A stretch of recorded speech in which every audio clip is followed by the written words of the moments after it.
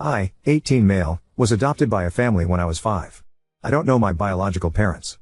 The family already had 3 children. 3 girls.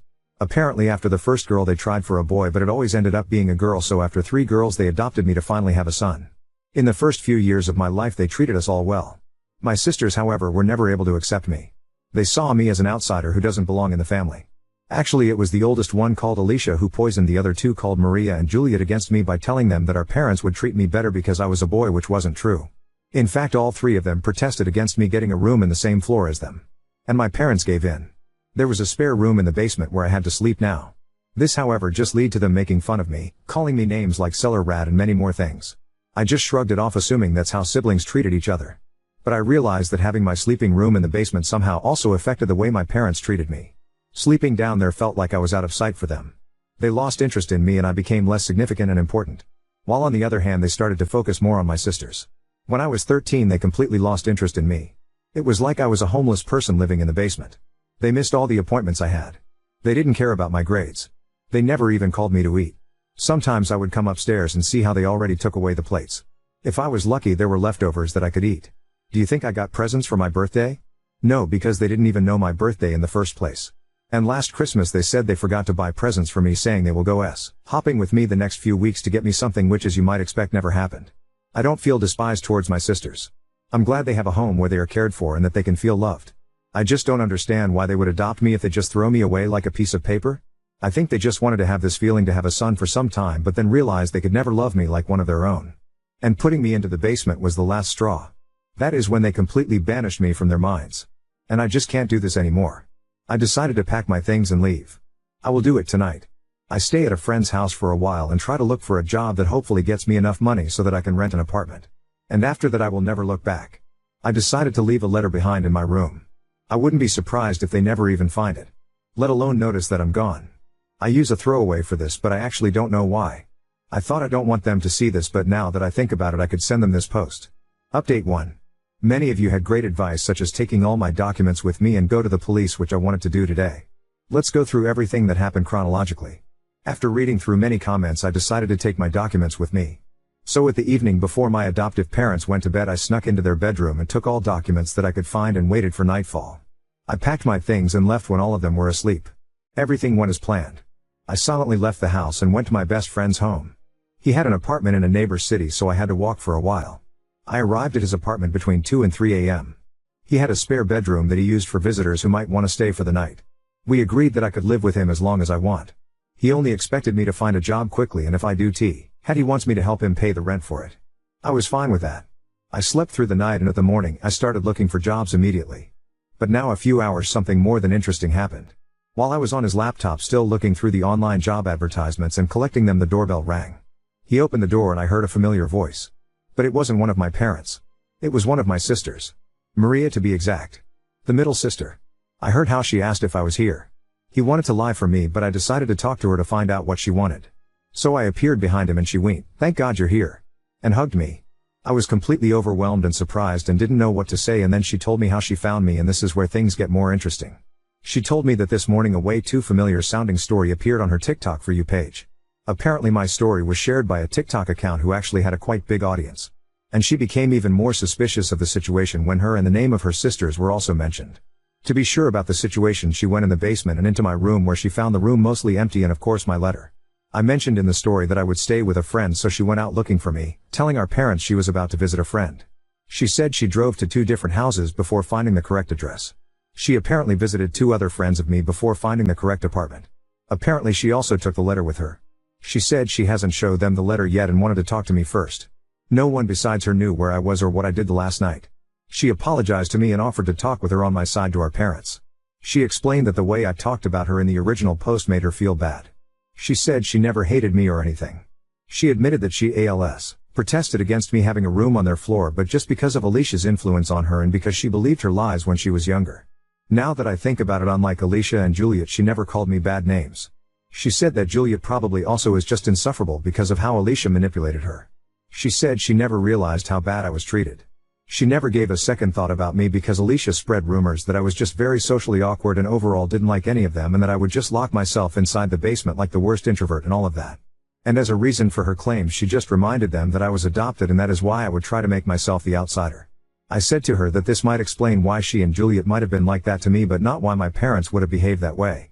She replied that she also can just make claims here without any proof, but she thinks it's because even between them Alicia is the golden child as the firstborn.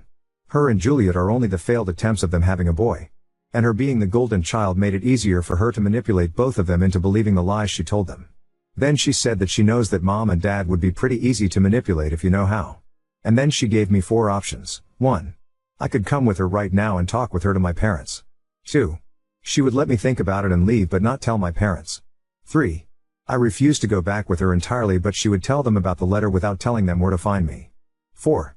I refused to go back with her entirely but she would pretend to not know anything but maybe stay in contact with me. I picked option 2 and she gave me her number. She said that if I decide to give them a chance she would support me but she would understand if I refused to. And now we are here. I don't know what to do. I would lie if say I wasn't tempted to give THM a chance, but on the other hand if it's true that Alicia is the one behind all of that I don't know if I want to deal with her again. Update 2. I start this by saying that many of your comments suggested that Maria could have potentially manipulated me and that I shouldn't trust her just now. Which I understand. I decided to stay with my friend. Especially since I applied for so many jobs yesterday and I think I could find one in no time. So there is no reason for me to get back with them as an 18-year-old. But these are just side facts. I would have not given you an update if nothing had happened. Apparently my adoptive parents did realize I was gone recently so they started looking for me. They are sure that Maria knew where I was considering she had my letter with her. I'm currently only in contact with Maria who told me all of this. Apparently my parents tried asking her about my whereabouts and grounded her after she refused to tell them. Yes, they grounded a 21-year-old. Couldn't believe it either. As many of you suggested, I went to the police so they couldn't file a missing report about me. And meanwhile Alicia started to spread rumors again. Apparently she used my disappearance as a proof that she was right with everything and Juliet believes every single word. She is completely under Alicia's control. Even though I didn't want to see them again, I kind of want to give Maria a chance. I asked my friend if hypothetically Maria could stay with us too. He raised an eyebrow and said only if she wants to sleep on the couch, and then he asked me why I want her here in the first place. The thing is, if she cares about me then I don't want her to stay with this family. He was annoyed but said yes. I texted her asking if she'd consider to move out and offered her to stay with me and my friend. Before you say it. I know it seems like a way too quick decision. But I truly think that Maria is not like the rest of them. Many of you said that she probably wanted to save face, but someone wouldn't go through all that to find me and then protect me by keeping my whereabouts a secret if they just wanted to save face. Considering that I never mentioned their last names or where they live, so it's not like anyone could have known it was her in real life.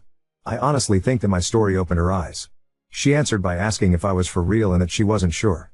I reminded her that she is 21 and probably should think about moving out of our parents' house anyway. And that she was grounded at her age is pretty effed up. They treat their children like 10-year-olds even if they are adults. She said she is not denying that she would like that because apparently Alicia also started to spread lies about her too because of how she behaves towards me. She overheard how she was talking to her friends about her and that she was called the complicit of a maniac. Still don't know why Alicia hates me so much, but I don't care about it. She said she doesn't think it's a bad idea, but she wants to find a job to have a financial stability first before moving out. That was fair enough. And my friend was much happier this way too. He said he isn't really excited of having another jobless person living with him. But he said that if she has a job he'd gladly help her. One more reason why I think that Maria moving out isn't a bad idea is because if both her and me got a job we could probably rent an apartment together in no time and would not have any financial problems. So yeah, that's it for now. Let's see what happens in the future. I want to mention one more thing. On my last post some people were talking badly about the TikTok account that shared my story. Please don't talk badly about the account. They didn't know it would end like that and I don't have a problem with anyone sharing my story. Thank you for reading 3 edit. Some of you pointed out the situation with my friend. Believe me, if I wasn't sure he was okay with it I would not have suggested it. He was unsure about the offer at first because I hadn't asked her before asking him, so of course he thought it was just another jobless person. But like I said, he is fine with it as long as she has a job. And I'm definitely grateful for what he is doing and I will repay his kindness. Don't worry about that. Smile, what he does should not be taken for granted and I know that. You're also right that offering her to live in his apartment is going a bit far. But like I said, he is an amazing person. I wouldn't do it if I knew he wasn't 100% okay with it. Update 3. Today I got a call from Alicia. And apparently nothing is what it seems to be. I still try to process this call. I've been in contact with Maria for a few days and I truly thought she was different, but she was just like the others. When I got the call today it was an unknown number. I froze when I heard Alicia's voice. She screamed at me saying, "Who the hell do I think I am to talk about her like that?" We had a little argument but somehow managed to calm down. I thought about hanging up but I wondered what she wanted from me. She told me to grow up. I was never part of their family according to her, and that I should have known it since the beginning and stopped crying about it now when I could have done something about it the entire time. I admit I was angry and not very nice. I told her to go FCK herself and told her I was going to get Maria out of there too because both us wouldn't deserve a life around someone like her. Then she said something I guess she shouldn't have said.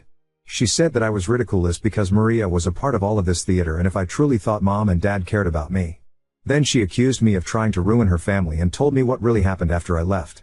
They tried to save their face. Maria hasn't told me the full story. Apparently it's true that she was the one who found my story on TikTok by accident and she also found the letter first. In Maria's version of the story, SHE lied to mom and dad and told them she was about to visit her friend when she was looking for me and they didn't know about it. But Alicia said that Maria told mom and dad immediately after finding my letter. This also answers the question how Maria knew about my friend's address. I never told this to anyone except my adoptive mom. They thought that if they fooled me into thinking I had someone on my side, it would be easier for them to get to me because they assumed I probably wouldn't open the door for them. I couldn't believe it and asked why I would believe someone like her, to which she replied, "Who do you think gave me your number?" Then she demanded me to take down my posts and hung up. Honestly, I kinda believe her. But it also proves that they are all the same. They try to manipulate me to get back with them to save their reputation. Many of you guys warned me about this, but even after everything that happened I didn't want to believe someone could be this evil. But that's it. I will cut any contact with them. I am not taking my posts down. Everyone deserves to know what these people are. I cannot believe I tried so desperately to see the good in them. Oh, some of you might want to know that I also apologize to my friend for offering room that wasn't mine to begin with. I understand your critique about this and you are right. I crossed a line there. With that being said, the chapter Adoptive Dickhead Family is hopefully closed now. I try to focus on my life and maybe someday I will find someone who truly loves me. I might keep you updated if anything is going to happen, but think this could as well be the last post of this throwaway account. Update 4. I am not lying with anything. I wish all of them the best. But I don't want to have anything to do with this family. A few people pointed out that Juliet and Alicia made posts of their own, but apparently these posts got deleted, cause I cannot find them. I also can imagine they were just fake profiles and that THA are not the real ones. You can post them under this post if they can be found somewhere. But no matter what they wrote, I'm sure that if they are real they try to save their reputation by telling you lies. I would like to appeal to you to not believe anything they say. The backlash on my last post and the people calling me liar, however, is frustrating, and right now I need some peace and focus on my life and things that feel good to me. I hope you can understand that. I'm going to keep my account here for 2 days and then delete it. This way I can leave this behind and no one of the negative comments can accuse me of hiding anything or doing it for clout or Reddit karma. Now on to second story. Contemplated letting my ex-wife stay, knowing it might be the only way to spare our daughter from seeing her mother homeless. I am a 45-year-old man. Divorced with one daughter, Lily, 18. My ex-wife, Thelma, also 45 and I split 2 years ago after 20 years of marriage. I will admit that I was not, am not, nor will I ever be, perfect. I do like to think I was a good husband and am a good father. While married, I did my best, trying to keep up with the majority of the housework, 60-40 split on that, with me doing the most, while working 40 to 50 hours per week. I tried to be attentive and caring, never forgetting anniversaries, birthdays, and so on. I did let my body go a bit as the years went by, and I admit that I am not the most exciting guy in the world. Still, I listened to my wife and did what I thought she wanted/needed to keep our marriage happy. Thelma seemed happy with me, and bragged to her friends, saying I was a good husband. I suppose that was a lie, as Thelma decided she wanted to get railed by some 30-year-old guy she met at her job.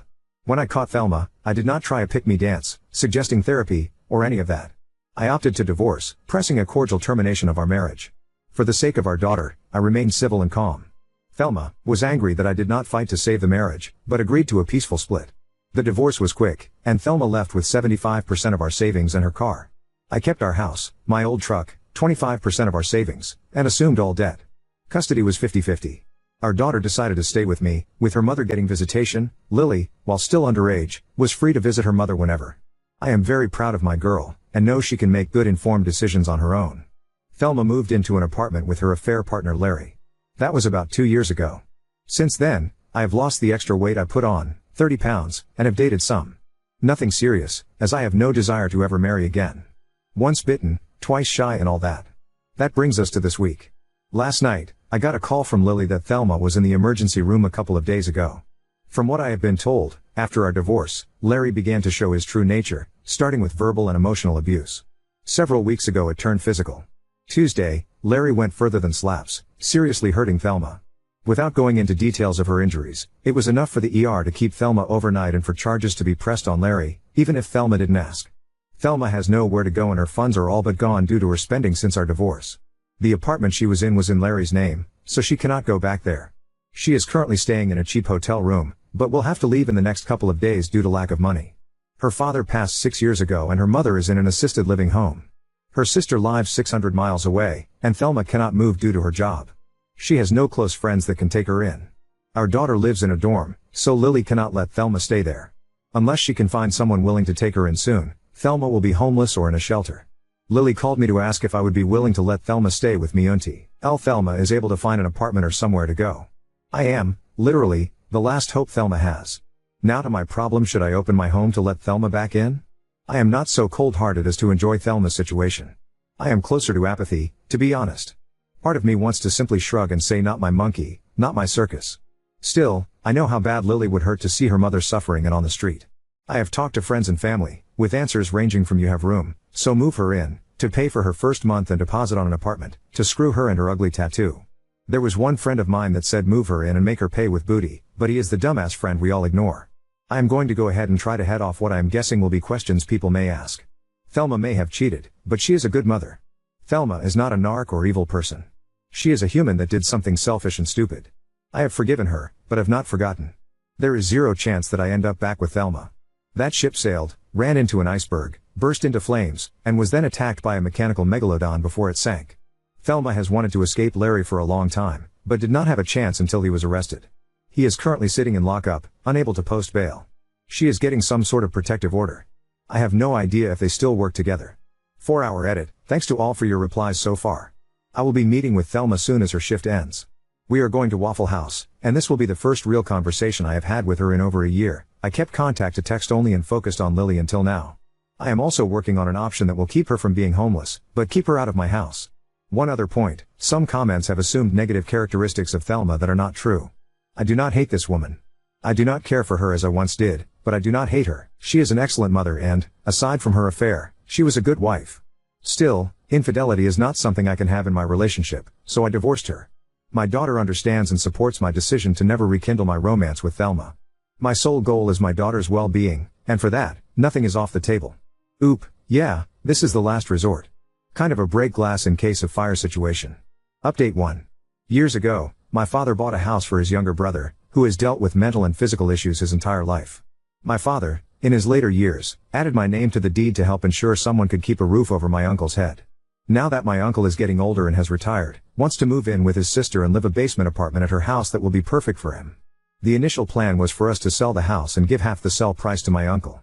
Plans change. It cost me quite a bit, but I bought out my uncle's half of the property, removing him from the deed. I added Lily, my daughter, as an owner to the property, which now has my name and hers. Thelma signed a rental agreement and has moved in there, paying a small amount of rent. This takes care of Thelma's living situation, keeps her out of my house, and sets up Lily for the future with a place of her own, should she ever need one. Lily is extremely happy with this setup, knowing her mom is safe and has a place to live. The rent is little, far lower than market, but it covers insurance and other upkeep. Thelma is using her employer's assistance program for some therapy visits to deal with some mental health issues after living with Larry. I am 100% sure she is over him and will not be welcome in her life. Over the past 2 weeks, I have seen Thelma as a changed woman. I don't quite know how to word it, but she seems more thankful for what she has and less impulsive. More than anything, she seems focused on trying to fix her life. That leaves me. My kid is happy and I got her primed for a good life. Yes, it cost. But it was just money. If it means I have to work a few more years, so be it. In the end, it will be worth it to give my princess the best launch into the world I can give her.